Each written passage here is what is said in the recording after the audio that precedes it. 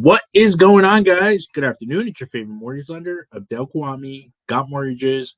Happy Monday. It is time for our Monday market update. We're going to dive. We've got so much to cover. I am super excited to start sharing some of the transitions that we're seeing with the market. What happened last week? What's the expectation this week? We've got a jam-packed data week this week. Employment time. We've got the updates in regards to the potential NAR settlement in New Jersey is going into effect August 1st. We're going to start seeing a lot of different transitions in regards to the interest rate market that is simultaneously starting to trickle down. We've got the Fed meeting this week. I mean, man, oh man, do we have a lot to cover. We're going to start off right from the top. What happened last week? The first thing we know, inflation obviously was on the downward trend. PCE report, personal consumption expenditure report came out and actually came in beating expectation, once again coming in at a decline.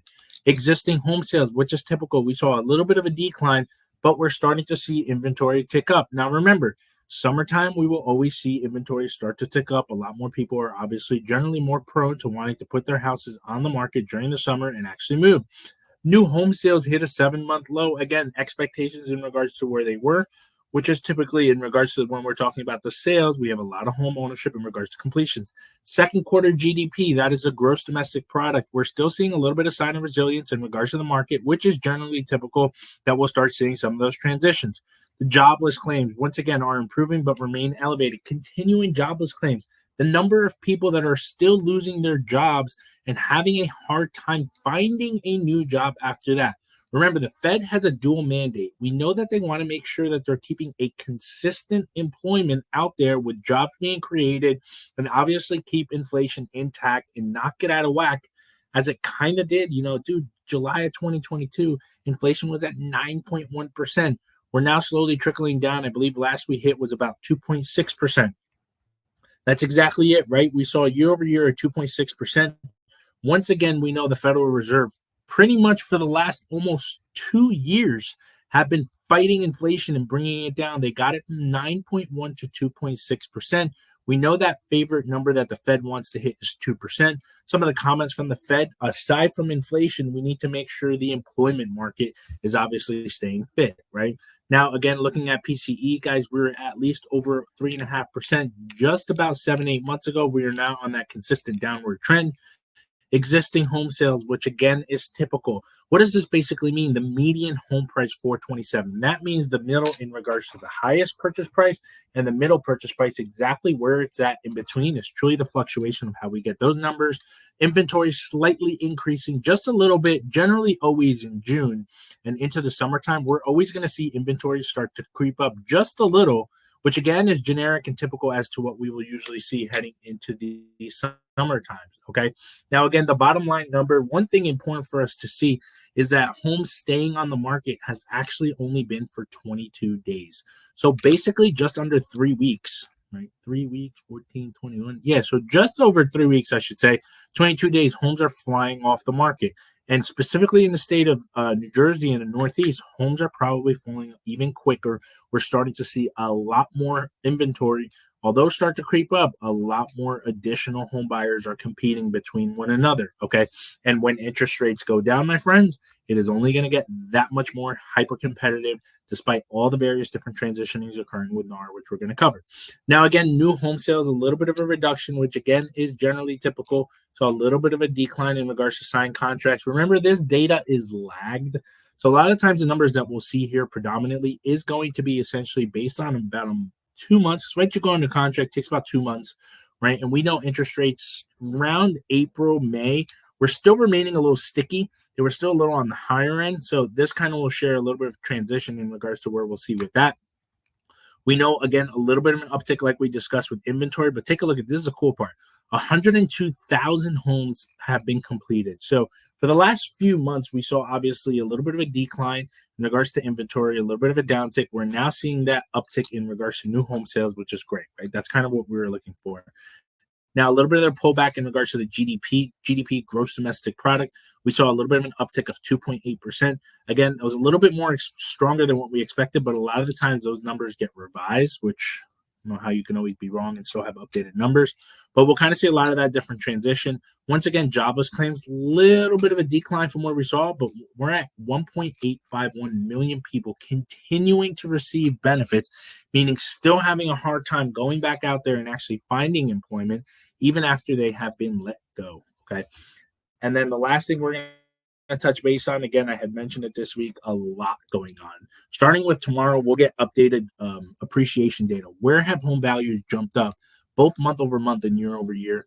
In the Northeast, I was reading something again. We're seeing 11.2% uptick just in the Northeast and New Jersey, specifically with home values. And honestly, some areas it's even higher.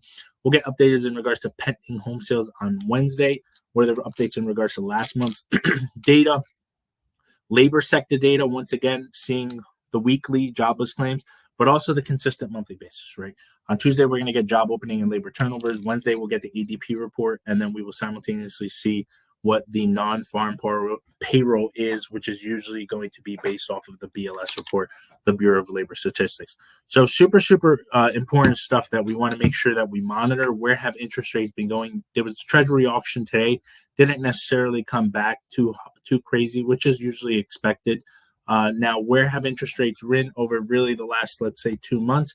You can kind of see we have been consistently on that slowly downward trend, moving in that comfortable direction of where we want to go. Hopefully, we'll continue on this downward trend.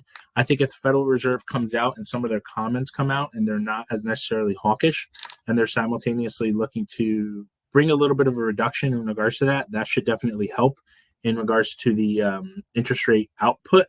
And then we'll kind of see a little bit of what that transition looks like if truly the Federal Reserve does indeed go back and really attest that they are going to be cutting in September. So far, every single data report reading has confirmed and have attested to show that we are going to see that cut. I'll keep you guys updated, as always, once we start seeing a little bit of that transition. Remember, starting August 1st, we're going to go over some of the NAR settlements. And I did share that with us not that long ago when we were taking a look at what the potential for my take is specifically. When we talk about the NAR settlement, I shared this with us, can't remember when it was on social media because I post so damn much on social. But I will share with you guys again what my take was when we looked at this stuff. And truly the first thing was it's long overdue. I think it should have occurred quite some time ago, but we did obviously end up seeing it now. We saw a little bit of changes in the MLS. MLS, again, is a multiple lister serving. That usually is where people will usually see those listings. That has obviously kind of transitioned, and that is no longer going to be placed on there. We know that now buyer's agents have the ability, as they always have had the ability, to negotiate their commissions. That is simultaneously going to be factored in and not necessarily predefined with agreements. We know that there's going to be, this is the cool part, or in my opinion, written agreements. Agents now more than ever are going to have to truly basically show their value and what makes you special. Okay, what are the necessary things that are going to allow you, what I call, to build client loyalty and separate yourself from the mix? Some of those part-time agents are going to have a little bit of a hard time. Although I'll be honest with you, sometimes part-time agents are a little bit more well-versed than some full-time agents, but I think this is going to allow the true collaboration between clients. And then the last thing is clarity and transparency, right? It's going to truly see if you as a professional, just like us on the mortgage side, right? We got a little squeezed, I should say, within the last few years with margin compressions and having our interest rates obviously start to compress, meaning our compensation simultaneously had to compress as well in an effort to stay hyper competitive. A little bit of similar transitions that we're seeing. We went through a little bit of this with the Dodd-Frank Act, a lot of those different rules and transitions with the SPF, safeguarding financial privacy and pretexting. Some of those changes are also now simultaneously impacting the real estate market, so we'll have to see that. So again, recapping, we're going to see MLS changes, which we all know. We're going to see also updates in regards to the ability always to negotiate commissions. Now it's going to be more prevalent to do so. Buyer agency agreement representations, I think, is going to be my favorite part about this. Truly, what is going to allow you the ability to separate yourself and truly provide that value to your consumer. And then last is that clarity and transparency. And as I always say, only the strong will survive, that Charles Darwin mentality. Okay, so hopefully we'll kind of see a little bit of this transition.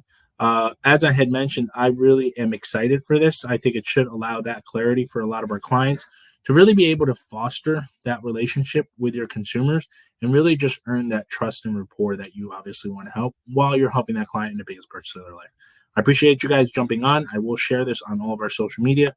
please feel free to comment and let me know what you guys think of some of this stuff, and we'll take it from there. Talk to you guys soon.